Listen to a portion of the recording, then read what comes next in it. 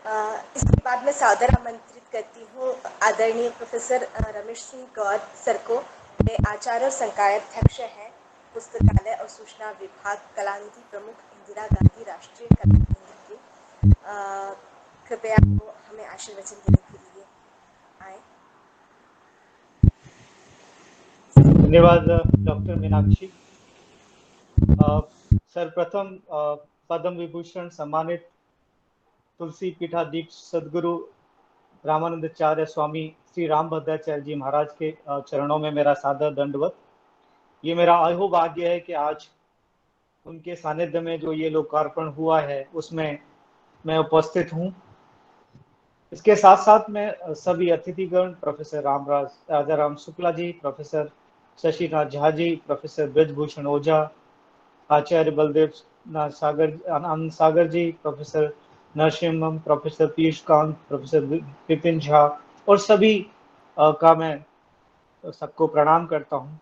और सबसे पहले मैं डॉक्टर मीनाक्षी और सभी जितने भी लोग इस पत्रिका से जुड़े हुए हैं उनको बहुत बहुत बधाई और शुभकामनाएं देना चाहूंगा कि 42वें और 43वें अंक का जो आपने लोकार्पण किया है। लेकिन उससे ज्यादा मैं आप लोगों को बधाई देना चाहता हूं कि जानवी को आपने ई जर्नल के फॉर्म में, एक पोर्टल के फॉर्म में लॉन्च किया है।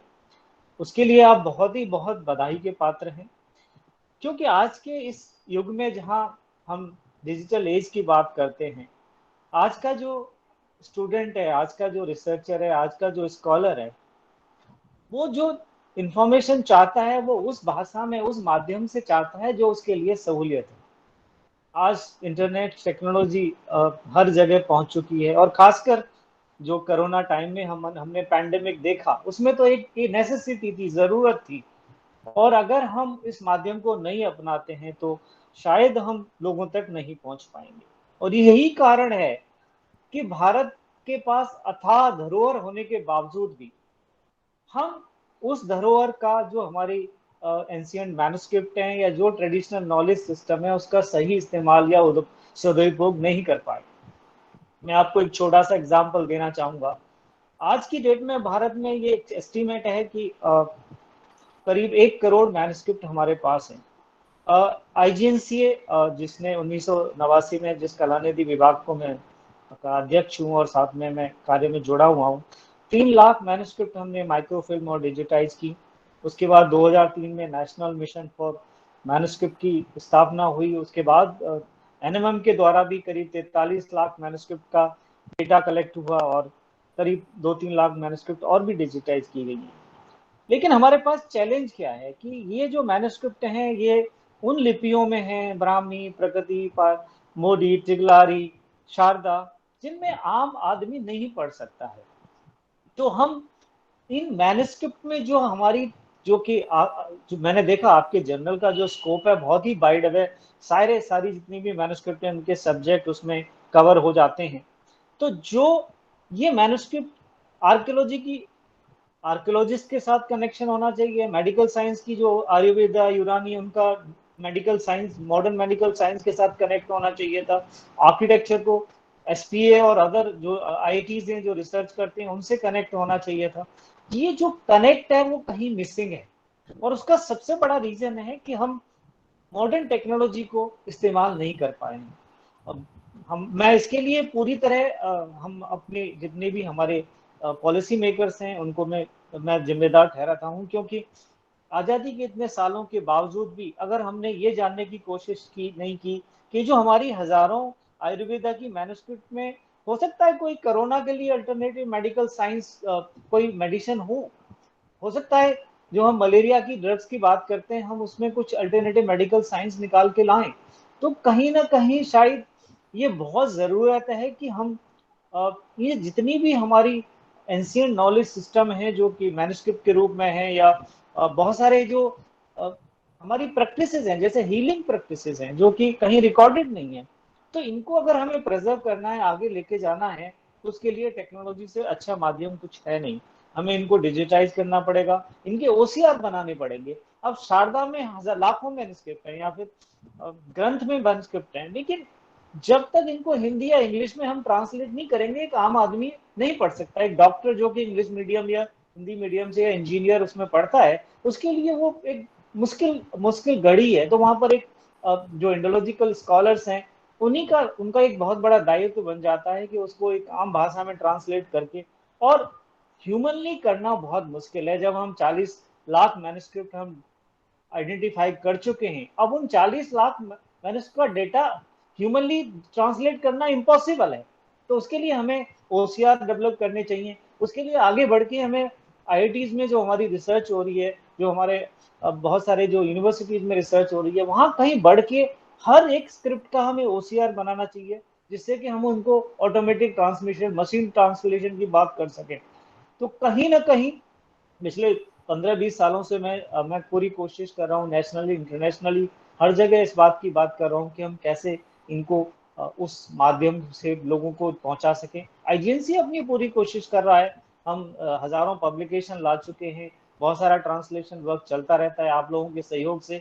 लेकिन ये संपूर्णानंद यूनिवर्सिटी या फिर बहुत सारी जो मैन्युस्क्रिप्ट लाइब्रेरीज हैं, जो धरोहर हैं, कहीं ना कहीं ये सबका मिला जुला दायित्व है। हमें एक कोलैबोरेशन मॉडल में काम करना चाहिए। ये नहीं सोचना चाहिए कि ये संपूर्णानंद के पास है, ये आईजीएनसीए के पास है, ये किसी और मैन्युस्क्रिप्ट लाइब्रेरी के पास है। ये सारी धरोहर भारत की धरोहर है और इस पे हर भारतीय का अधिकार है।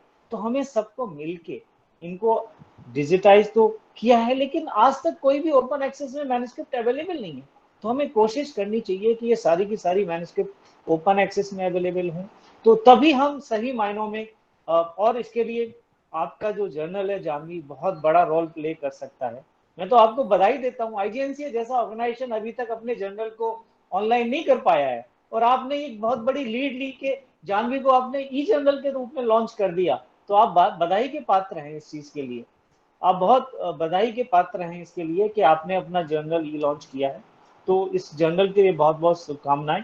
इसके साथ साथ मैं एक चीज और कहना चाहूंगा, हम आईजीएनसीए में अपना काम कर रहे हैं, जैसे कि हमने इन लैंग्वेजेस के प्रिजर्वेशन के लिए PG diploma in manuscriptology and palaeography शुरू किया है, लेकिन वो एक बहुत छोटे तौर पर है। हम चाहते हैं कि लार्ज स्केल पे ऑल ओवर इंडिया में ज्यादा से ज्यादा स्कॉलर्स तैयार किए जाएं, जो इन सारी स्क्रिप्ट को पढ़ सकें, ट्रांसलेट कर सकें। इसमें कोई जरूरी नहीं है हर कोई जॉब अपॉर्चुनिटी के तौर पे ही आए।